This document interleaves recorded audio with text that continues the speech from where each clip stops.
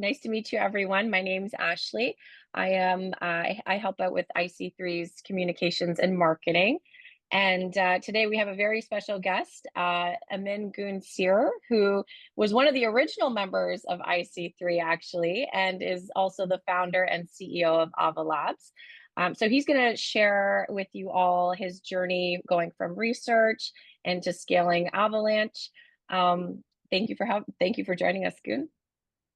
Great to be here. Thank you for having me, Ashley. Wonderful. And maybe we could get started if you could share a little bit about your journey into blockchain research and how you became interested in distributed systems and digital currencies. Sure. Let's see. It all started in 2001. I was about 1 year into being an assistant professor at Cornell. And if you think about that time frame, that was right after Napster was invented. And there was this big problem that people faced, which is, you have this file sharing system. And as is very common with any human process, what you then end up having is a bunch of people who want to take things. They want to download files. They want to consume bandwidth without contributing to resources. They don't want to upload files. They don't want to use up their own bandwidth for helping others. So my thought then was, well, what if we invented some kind of a magic internet currency so that if you just take things, you run out of it. And then, to make more, then you have to do something good for social welfare. You have to contribute resources. So I invented a system called Karma, and it was a digital currency built in 2002, published in 2003. And the core idea was that you would do proof of work to acquire Karma, and then you'd end up using Karma to download things and earning Karma to upload things. And so that was my first foray into the space. And it was very well received among academics. It's very well cited. But commercially, obviously it wasn't going to be a success. I didn't have the Bitcoin vision. I did not try to get rid of the dollar. This was something else. And my timing was actually very unfortunate. This was right after 9/11. The whole nation was concerned about terrorist financing. And older professors came to me and said, my mentors, came and said, look, this is all cool stuff, but you don't want to be in this space.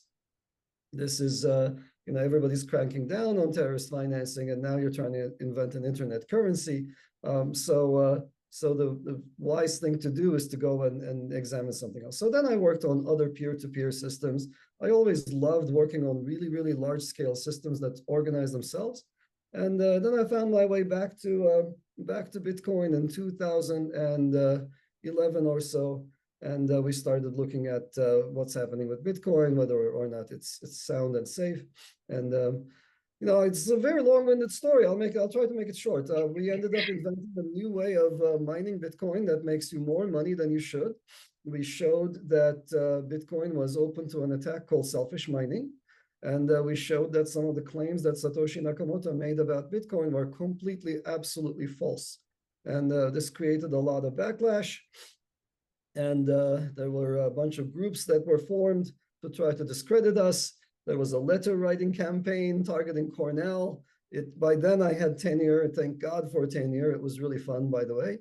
And of course, science being what it is, all these groups that were out to discredit us, they ended up rediscovering that, yes, selfish mining is a thing, and it's correct, and it is what it is. You can't really, the world works that way. You can't change it. And to their credit, every leader of every project that set out to discredit us flipped and said, yes, what these folks found is indeed a problem. So moving on from there, I built a bunch of other things, and I looked at security of coins at rest, how to improve it. I looked at building lightweight layer 2s. I worked, of course, on consensus protocols that are scalable and secure.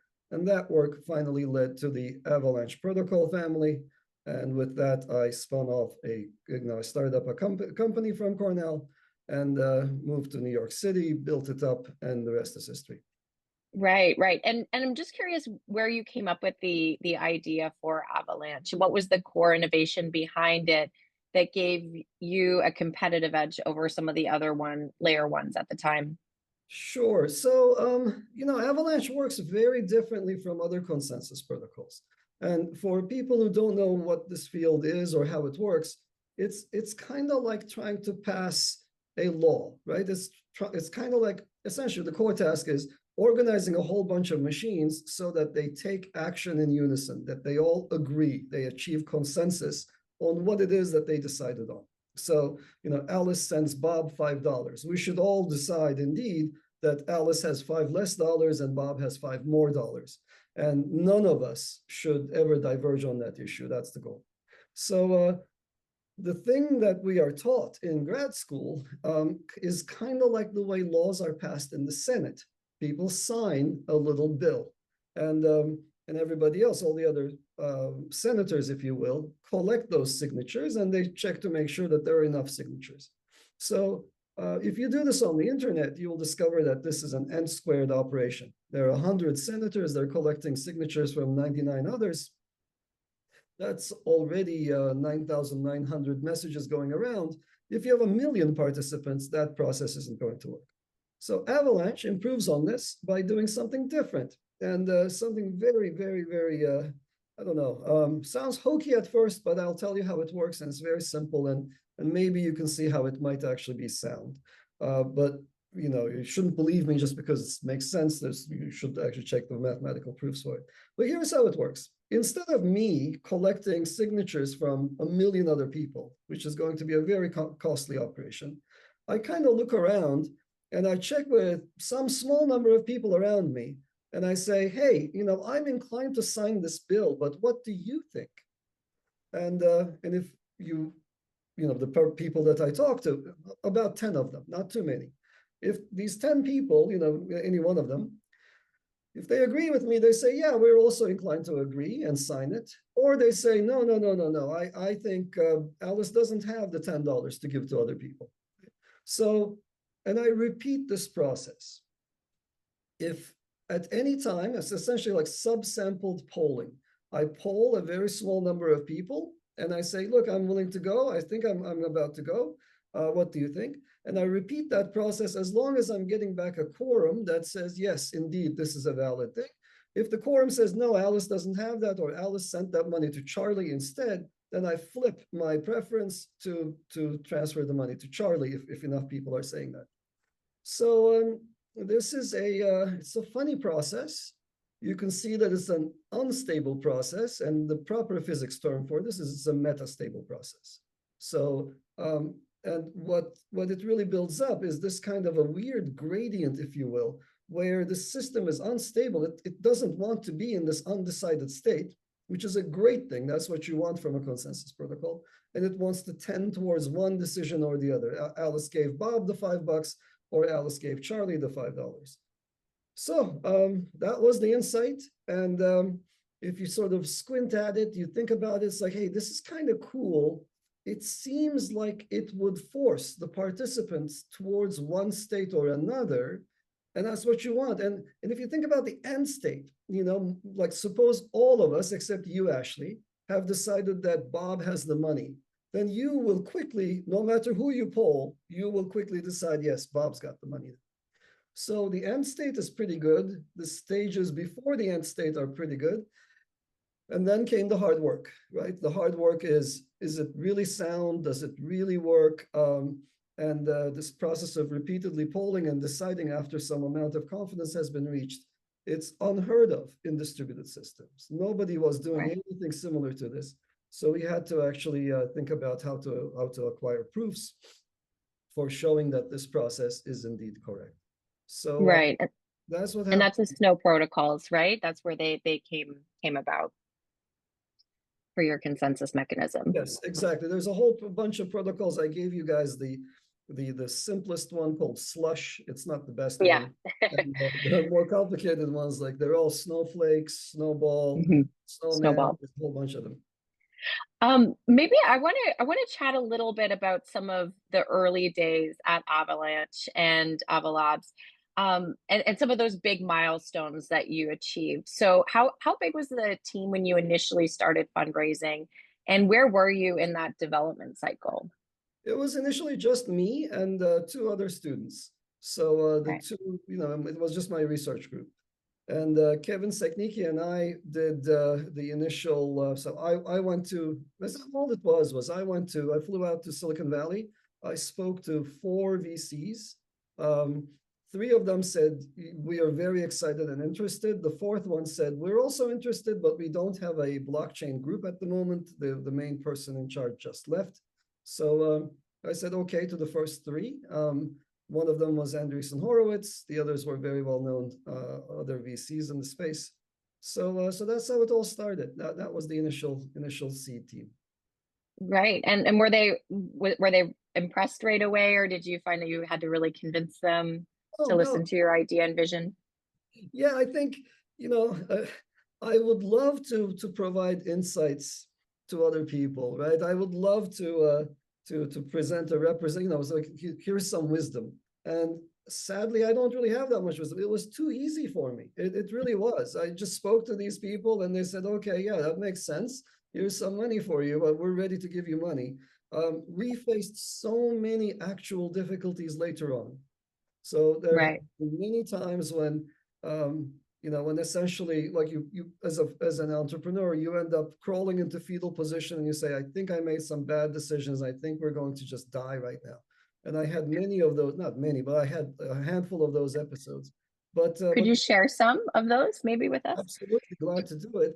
Uh, Yeah. but but my initial funding round was probably the easiest, and in fact, I got made fun of when Cornell ended up giving us some space in this newly formed incubator up in Ithaca.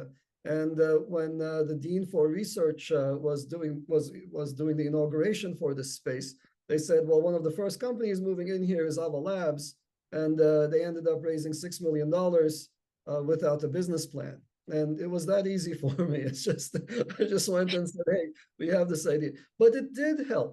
It did help that I had established myself as an authority in this area, that I had done a lot of the foundational research for blockchains.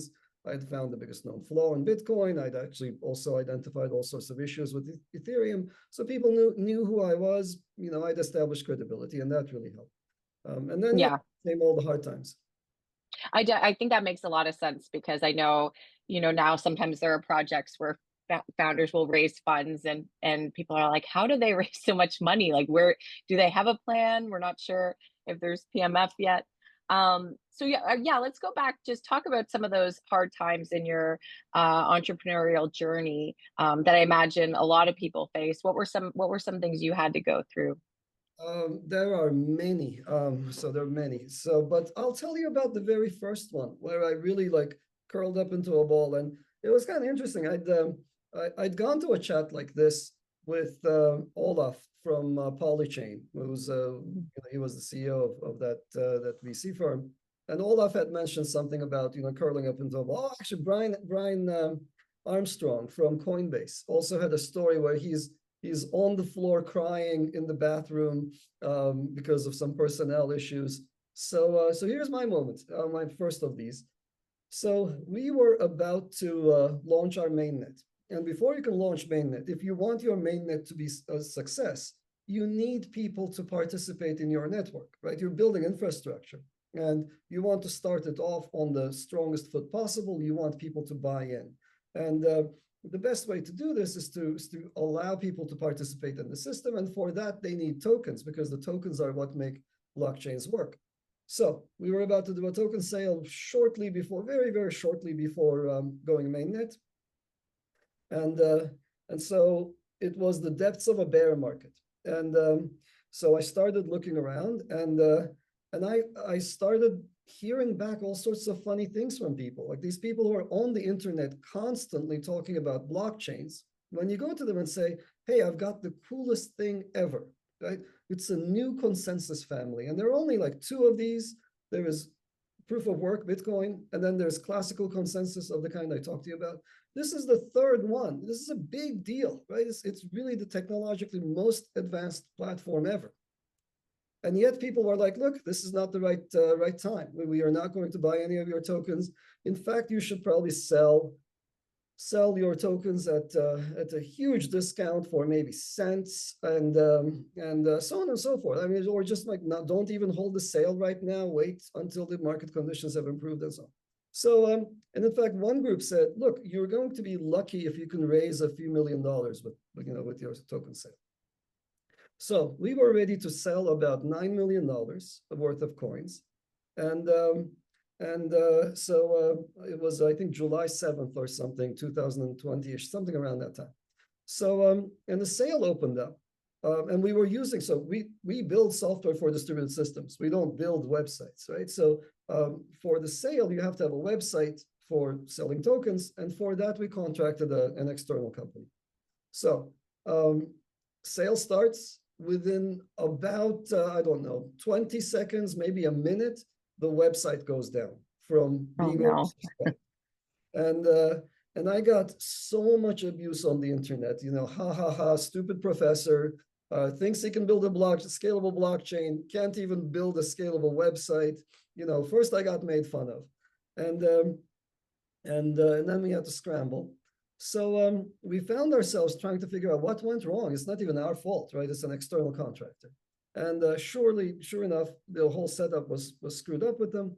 But two interesting things happened. So one, prior to the sale, people had shown interest in how many tokens they'd like to acquire. And it looked like there was insane amount of interest, insane, like 3-digit millions of interest for these tokens that we were about to sell, only 9 million of. So everything I had heard from all these wise people on the internet was wrong. All these people who had been out there, all the VCs, dead wrong. So that was interesting. And then of course there's the actual issue. We have a website that doesn't work. It's not even our website. So we ended up having one team work with the vendor to make the website actually scalable, to try to make the token sale a success. And we told the public, okay, we're going to be back in a week. We'll try to fix this. So we had one team working on that. We had another team building an alternative website from scratch to do token sales, essentially duplicating the years-long effort that other people had built a whole business around. And that was me and a couple of other people. And within that team, of course, there's high stress, right? There was a big fight between me and one of the project leads. And nice, of course, but it's still Cornell nice, but it's still a fight. Right. Fight. It's like, do you do it this way or do you do it the other way? So he ended up doing a second website his way. I ended up building another website my way. So now we have 3 different token sale websites. And we're going into, it's the 15th of July, we're going into the sale. And but because there was so much interest, we decided to change the terms of the sale from selling about 9 million to selling about 40 million. Okay. So much interest. And that created the biggest lashback I've ever seen. People were calling us. People were saying, you're greedy, you're dumping on people even before you've started. It's like, this is craziness, what's going on? And in fact, what really was happening is that, the people who had bought coins prior to that, they wanted to dump on the people who were coming in later. And they thought that we were doing something untoward or we were doing something terrible to the community. In reality, we were trying to get as decentralized as possible. And the economics were there. As with everything we do, it was based on science and data. And data-driven, analysis shows you, yeah, this is going to sell, no problem. There's so much interest. So, but I faced so many angry calls from various people. And one of my co-founders was in tears. There's like people stimming, like shaking back and forth, saying, we screwed the project. We're gonna have a sale. We're gonna put these tokens on sale. No one's gonna buy anything, etc., etc. And anyway, long story short, on July 15, the sale opened, and in 4.5 hours, you have to paste them. If you allow everybody at the same time, it doesn't, the machines will crash. In 4.5 hours, all $40 million worth of tokens were sold, and at 50 cents. By the way, those people who got in, they have a huge banger on their hands, and the rest is history. It was a very successful launch, and part of the success of Avalanche, I think one of the main pillars was the fact that we allowed so many other people to participate in our success. If we hadn't done that launch that way, if we had done what the VCs had asked us to do, if we had done those things that favored the VCs, I would not be here today. Wow. Okay. So is that kind of your takeaway advice, like to anybody who's thinking about an ICO? That would be definitely, go with the science, the data you've gathered, what your team has decided, and don't try to be, dissuaded by any VCs. Absolutely. So Okay. always be science driven. That goes without saying. Always be science driven. You will at least have the satisfaction. And often you won't know if what you did is right or wrong, right? You'll always have doubts. But if you make your decisions in a data driven, science driven fashion, you'll at least have the knowledge that there's some fundamental, incontrovertible truth on your side, and that goes a long way. And Right. the second thing is, do not try there will be a lot of people around you trying to get you to maximize profits, and don't do that. Especially, I mean, I shouldn't say that. If you're in a terminal environment, like if you're an app developer, maybe it's different. But if you're in the platform game, if you're building infrastructure, then your goal is not to maximize your profits. Your goal is to make other people rich. If you can do that, then you will succeed.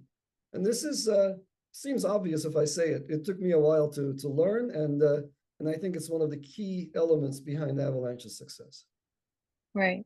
And I think you have to there's an element of needing a thick skin as a founder and CEO. And I guess I'm just curious to get your perspective on public criticism. When is it worth paying attention to, and when is it worth like just shutting off and trusting your team and your gut? Because I think, especially in blockchain and crypto, things get very noisy. People are quick to jump on you for every decision you make. So if you'd share your personal views around that, that would be really helpful. You should never listen to anything anyone says. You should never try to say something to appease the public. That is not your task. You are not there to be liked.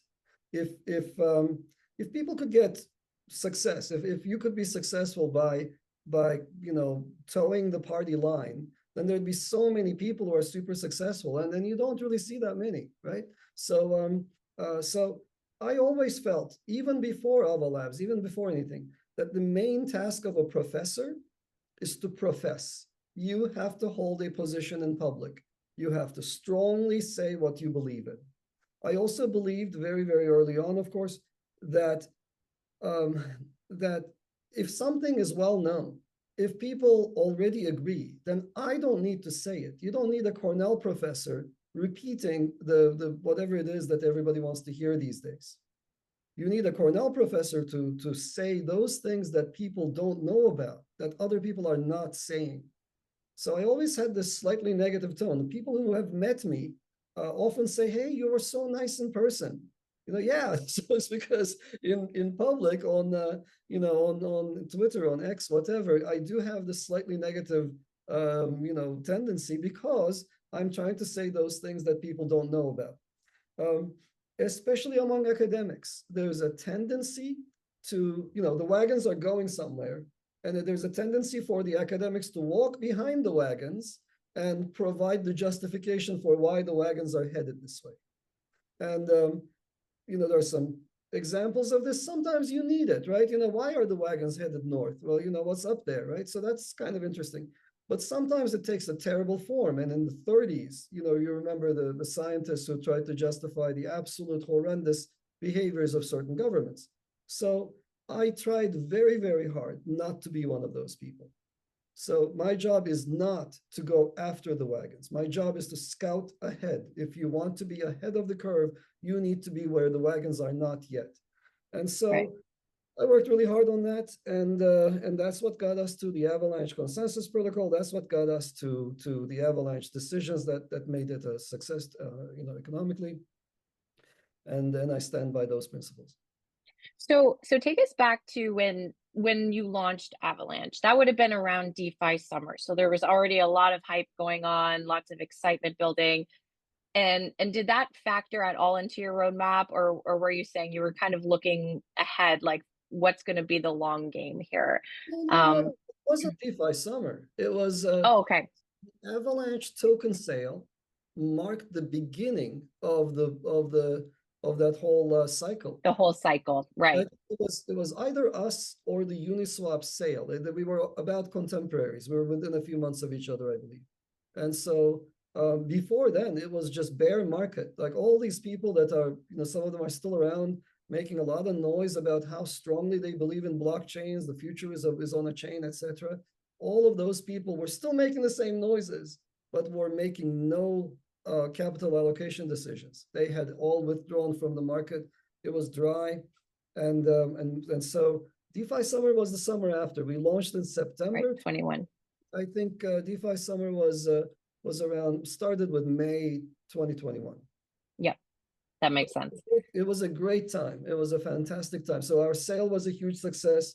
It really invigorated excitement in the space. There were others that were launching at around the same time. And then things took off. Did it change your roadmap at all? Like any of what was happening in the market at the time, all of the different innovation that was coming out? Sure. No, it completely did. So on the platform side, when it comes to the software that we deliver to the masses, when it comes to the software that we put out, it's our work product, nothing changed, right? So our roadmap, we know what we're going to do. And I would say we're still on that same roadmap from back then, right? It's just essentially a fairly straightforward path to building faster and faster chains. But there are many different layers to the software stack.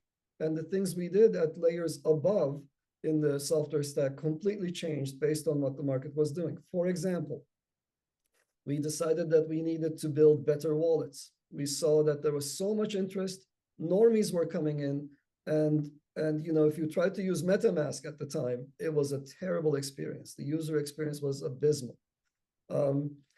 We saw, for example, that exchanges were not trustworthy. FTX hadn't happened yet, but many other exchanges had failures, and we decided the world needs much more secure exchanges that are trustable and trustworthy. And then finally, we decided, hey, there are some apps that we need to focus on, and we also need some infrastructure for identity management, for privacy, etc., on top of the chain that need to be built. So Ava Labs, the software company I founded that built the Avalanche platform, ended up branching out and building a lot of additional software at layers above the platform to facilitate all these changes. Got it.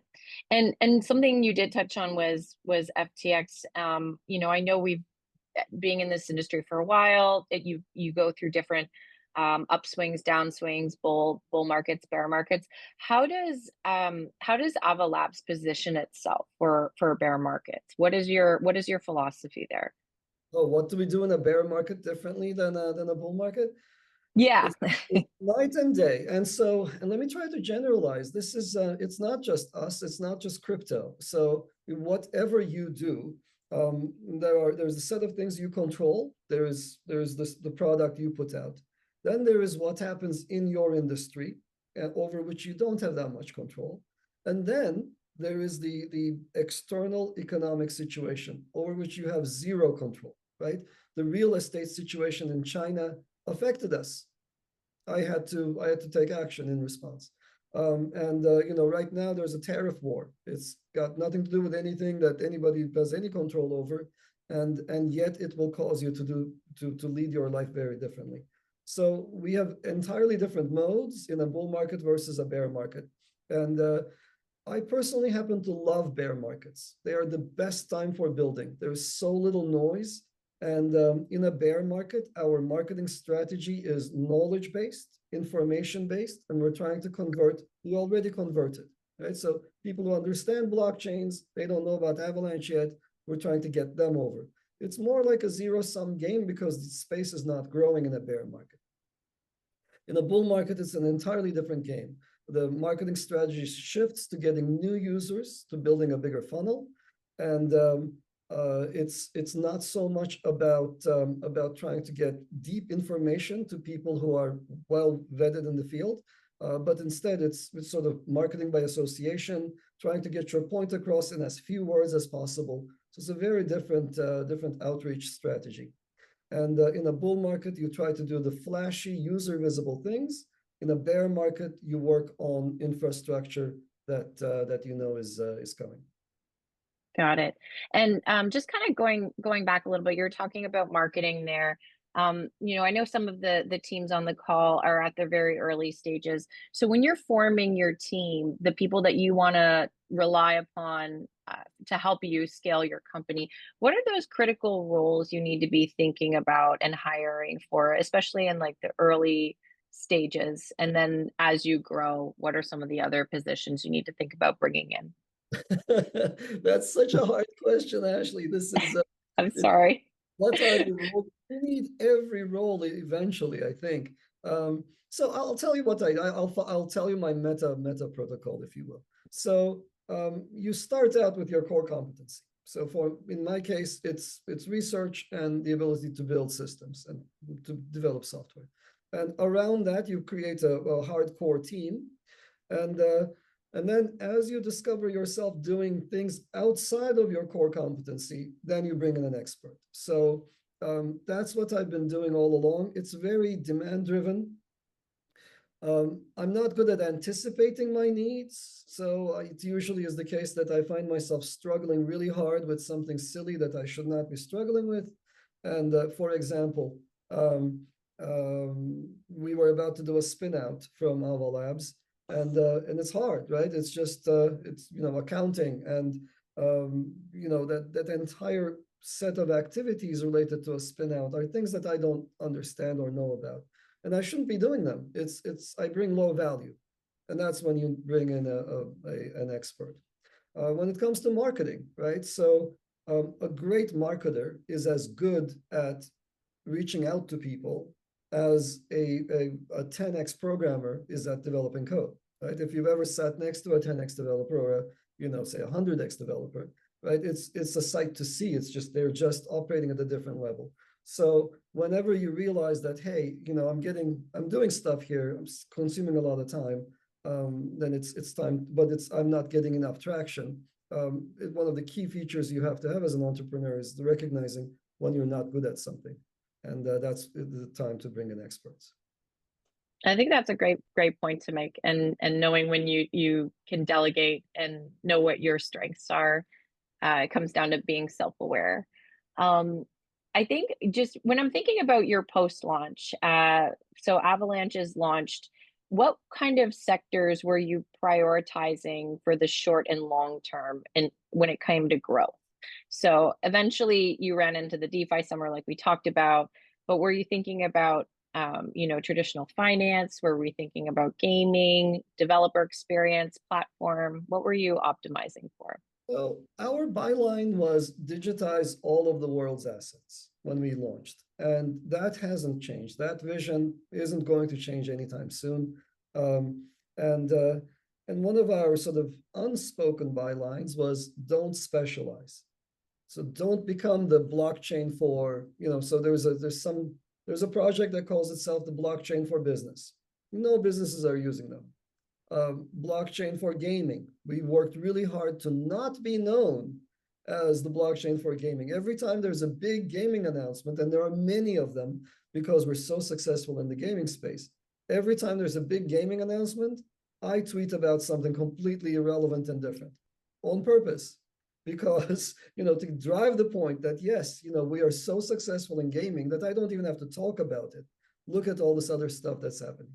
So, and institutional efforts, for example, we're incredibly strong on institutional efforts and TradFi, and that's just what it is. But we don't particularly focus on it. It's not our end all game. So I think the story here is, as a platform provider, you get the biggest multiplier associated with you if you are non-denominational. You wouldn't want to have a phone company for business, right? You wouldn't want to have a phone company for, video, etc. You'd just like to have a phone company that builds reliable communication services for all use. And so overall, what did we do? We always covered all of our bases. We found the most traction in TradFi, we found the most traction in gaming, and we found the most traction in DeFi. Was that kind of coming from experimenting at the earlier stages and getting those users versus like, having a vision of who you want to go after and then trying to go after them? Yeah, it was not so, it was the former. It was Yeah. not so much a we need to, we will go after gaming and then we anybody who tells you that it's not like that is probably lying to you, that they're trying to make their past look much more reasoned and much more deliberate. It's really a search in a multidimensional space, right? And you're, at least I am trying to make sure that there are no holes in our offerings, that we support everybody. That's very important to us. And along the way, certain things happen that give you an enormous leverage. And in our case, gaming came to us. We build software that actually works in a space where a lot of other people are selling hype, they're selling vaporware, they're selling future stuff to come. They just don't have a product that works. So as a result, people with actual needs, like the gaming companies that have very demanding requirements, they come to us, and therefore we have great traction with them. And so, the traction we found in TradFi was a deliberate decision. I moved to New York City for a reason. And we established great connections to people who control the world's assets. And that has also helped us immensely. That was deliberate. And of course, DeFi just happens automatically. If you have a system that works, that has enough liquidity, then suddenly you start getting traction.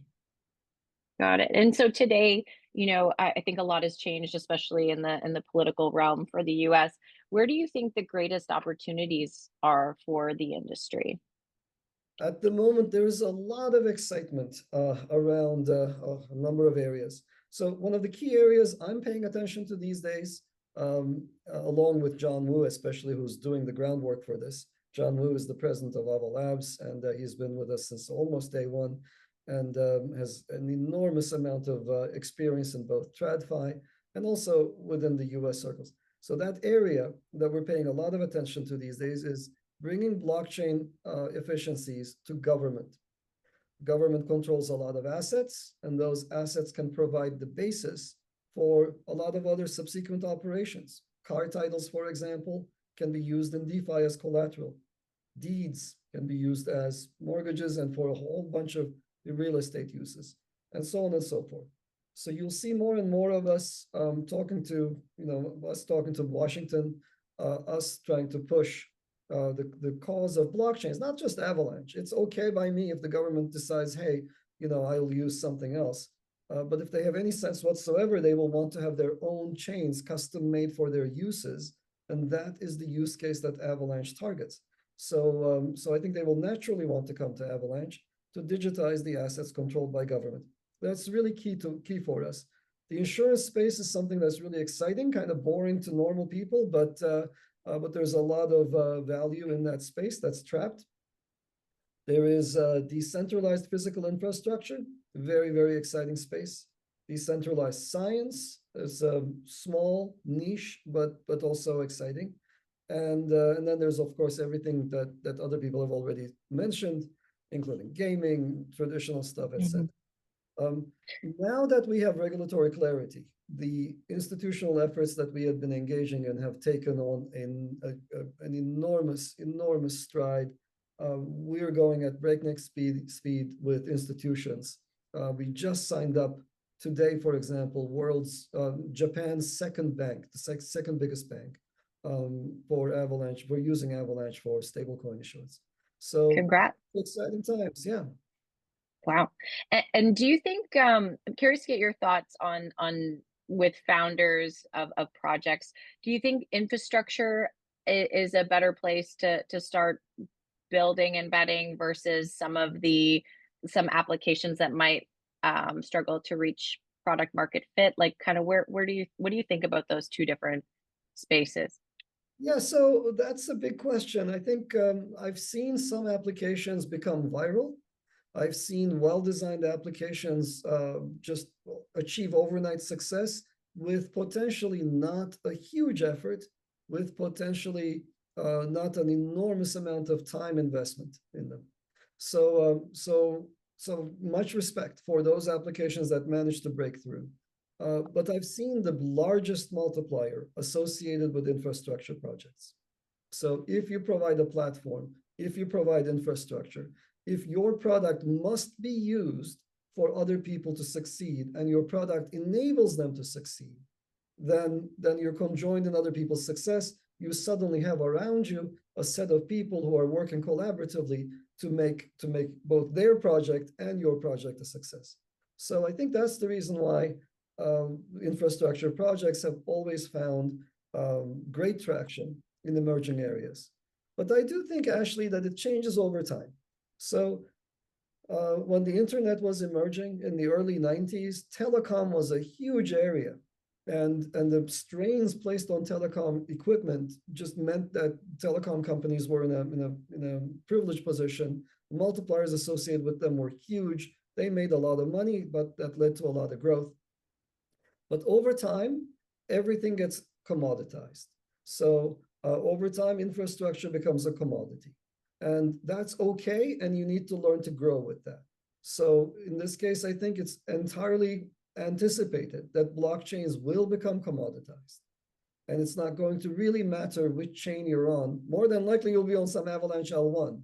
But it's not going to matter which one you're on. And value accretion will happen at layers above the infrastructure. At the moment, though, we haven't reached that stage yet at all. I think we have at least another 5 to 10 years of actual infrastructure growth in the blockchain space. Right. What's your approach to community building and getting developers to want to use your platform, build applications? Like how do you go about that? So it's multi-pronged, but it really comes down to, being geeky and just talking to other geeky people in Yeah. language. And then they realize, hey, yeah, this person's kind of like us, it's, he cares about making things run fast and gets really excited about really, really niche, weird stuff. And that's really what gets people going. The second biggest thing, though, other than providing good infrastructure, et cetera, good problems for people to work on, is being able to recognize the brilliant people you work with. I think being a professor at Cornell really helped me with this. And if I could say like I'm good at something, am I good at building distributed systems? Yeah, I think I'm okay. But I'm really good at identifying brilliant people and recognizing when they've done something amazing, and that really helped me. So we try really, really hard to highlight the successes of people in our ecosystem. We, of course, again, this is another thing from my Cornell days. I came into this crypto space. It's a noisy space. There are all sorts of weird people in it. There are people with bad intentions all over the place. But then it is going to run the world. Right? No matter what happens, if Sam Bankman-Fried will pop up, another person will pop up tomorrow, things will happen. But 10 years from now, all of our assets will be digital. It's inescapable. It's just, that's where we're going. And so because we're going there, and because there's so many nice people who want to understand how to get there, we spend a lot of energy reaching out. We have a program called Codebase, which essentially takes some teams. It's kind of like an incubator program. It's multi-week. There's some physical meeting component to it. It's also an online virtual component to it. We have Codebase. We have hackathons. We have all kinds of outreach programs to get people started with Avalanche, to get people trying out our software and sort of dipping their toes in this water. And as I said, the most important thing, of course, is providing people a space where they are valued and recognized. And I think, I don't know if I'm good at it, but I try really, really hard at that. No, I think that makes a lot of sense. I think investing in people around you and caring about their success, it automatically gets people excited and want to believe in you as well. So, what are some of the projects right now that excite you the most in the Avalanche ecosystem? Are there any that jump out? There are so many. So if people do this, and then I mention some off the top of my head based on how I'm feeling that day. Yeah. I get all these like disappointed messages from Oh everybody. no.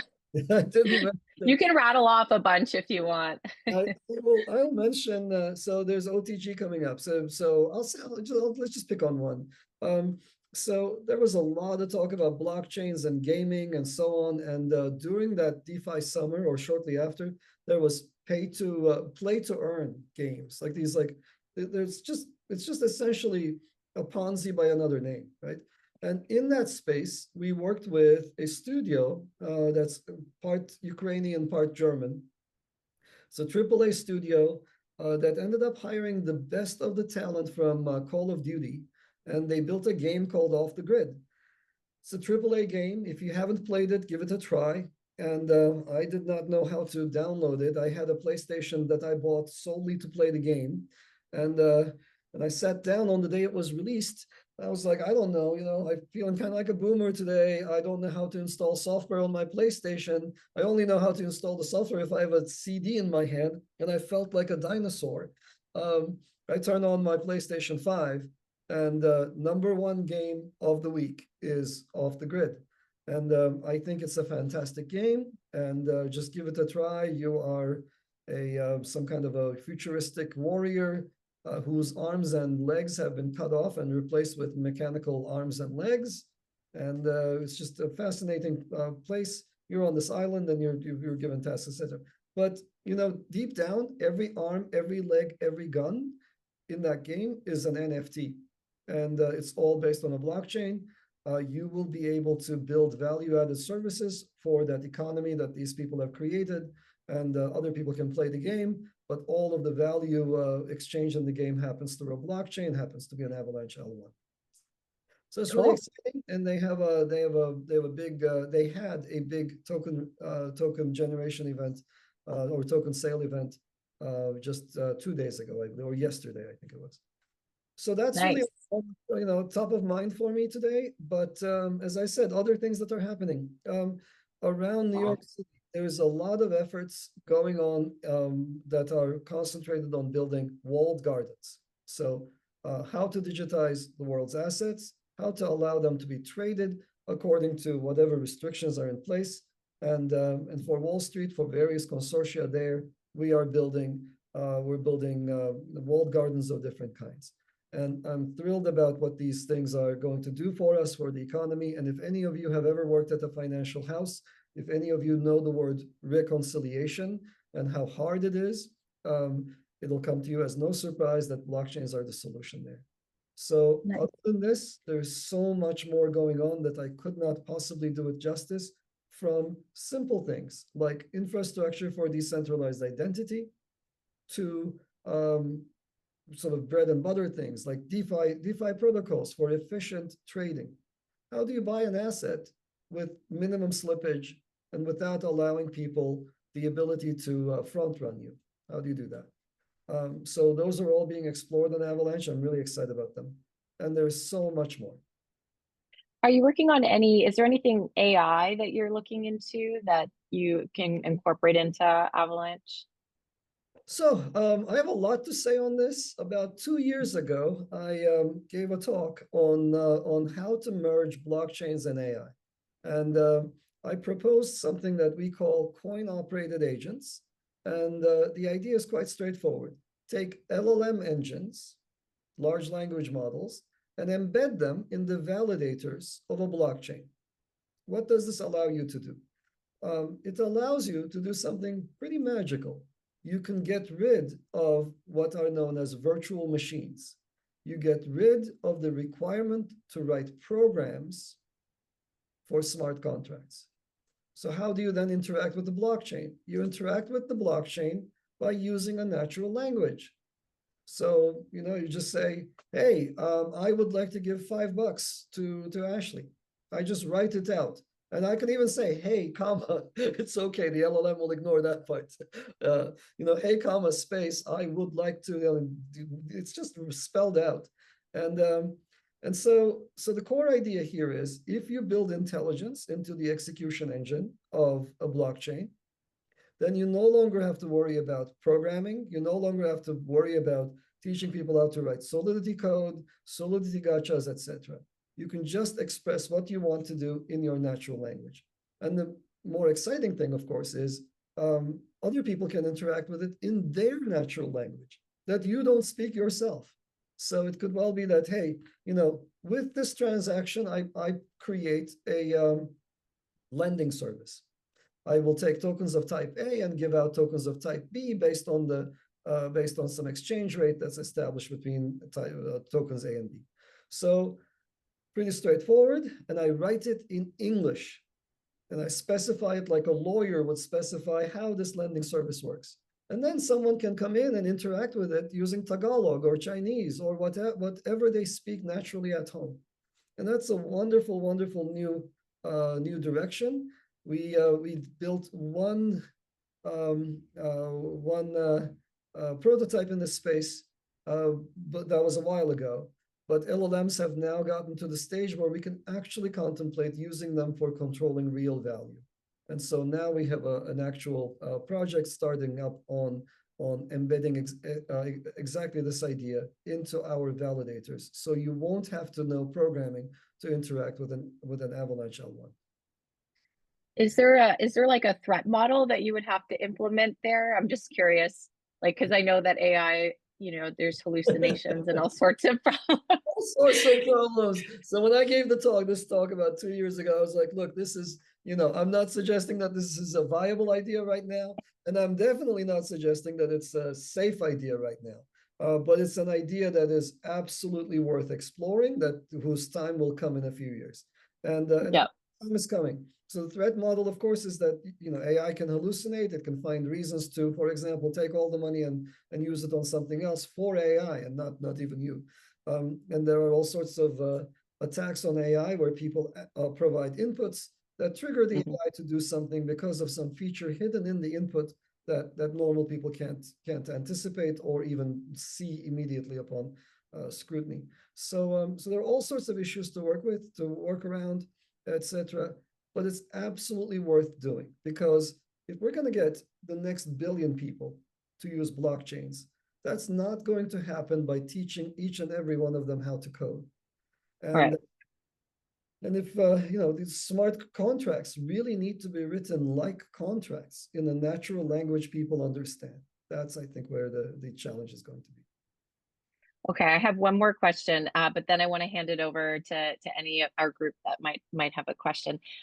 So if you have to give three parting words of three lessons or points to share to new founders who are building in the space today, what would those three lessons be, or pieces of advice? Sure. I think I gave them already, but let me try to Recap. recap. Let's try to Hot get recap. the thoughts. And so number one, trust your gut. So you have to go on a limb to make money, to be successful. If you could follow everybody else and get success, then everybody else would be doing that. Like there are so many followers in the world that it's just there's no competitive advantage to be had by following. So trust your gut. Don't be afraid to stick your head out, because that's the only way to establish yourself as something that's worth any value whatsoever. So that's, I think, absolutely essential to trust yourself.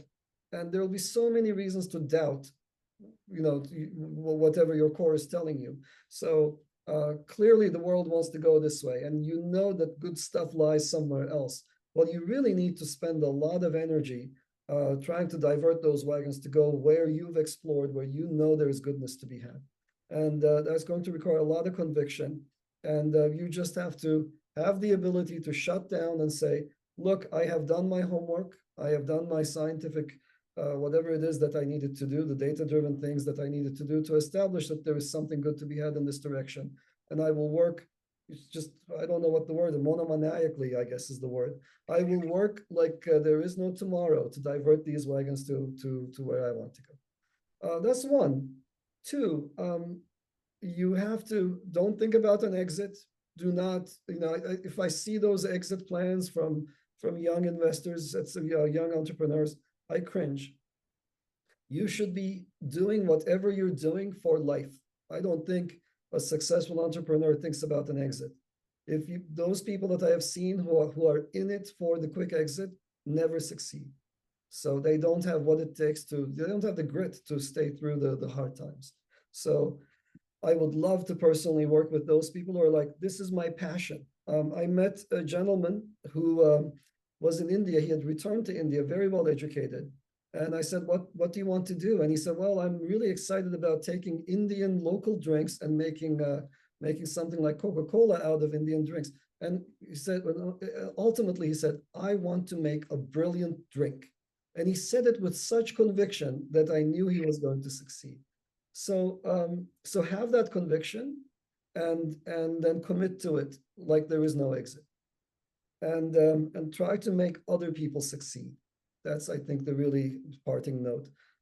It's not just your success. It's if you can create an ecosystem around you that allows people to reach their dreams, then I think it's a lot easier. At least you won't be alone, is what I can say. It's going to be a tough road no matter what you do, but at least you'll have company and they will help you reach your goals as you try to help them reach theirs. Awesome. Thank you so much. It's great words of wisdom. Just want to hand it over to everybody. If there's any questions we probably have room for one quick one.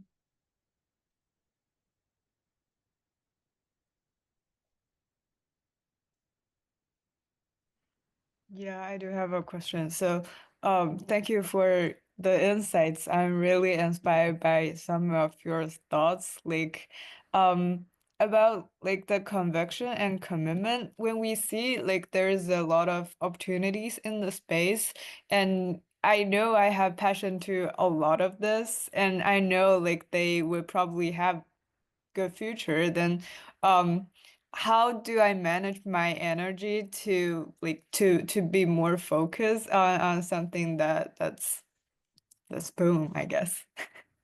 So I share with you the same greed, I guess, for new exciting problems, right? When I was a professor, I always had a portfolio of multiple projects I concurrently worked on, and I don't know what makes sense. I've seen entrepreneurs who are completely devoted to one task, and they seem to be fairly successful.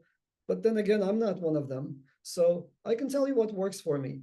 And the thing that works for me is having one main thing that takes about 80% of my time, maybe 90, maybe 95, sometimes 150% of my time.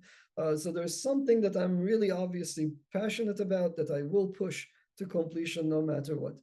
But if life was just that one thing, I think you'll burn out. And I keep myself excited by having side projects. At Ava Labs, we have a Skunkworks project, for example, the Skunkworks team, rather. And at any one time, we're engaged in multiple sort of side things. This AI project that I just mentioned came out of a Skunkworks idea. And so I would tell you, do not kill your innate curiosity. Foster it.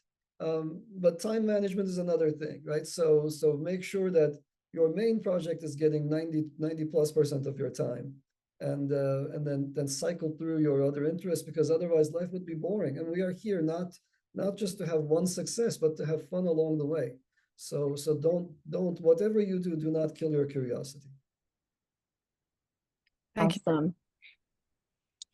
Great. Well, thank you so much for joining our cohort today, and we'll share this with your team as well, so we can tweet it out and post it on our YouTube channel. But really appreciate your time.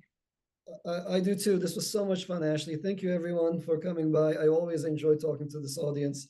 So I hope you got at least a glimpse of what it was like to go through the last 5 years. And I wish you so much success with your projects. And if there's anything that I can do for you on the blockchain side, do not hesitate to reach out to me. Thank you so much. All right. Have a great day, everyone.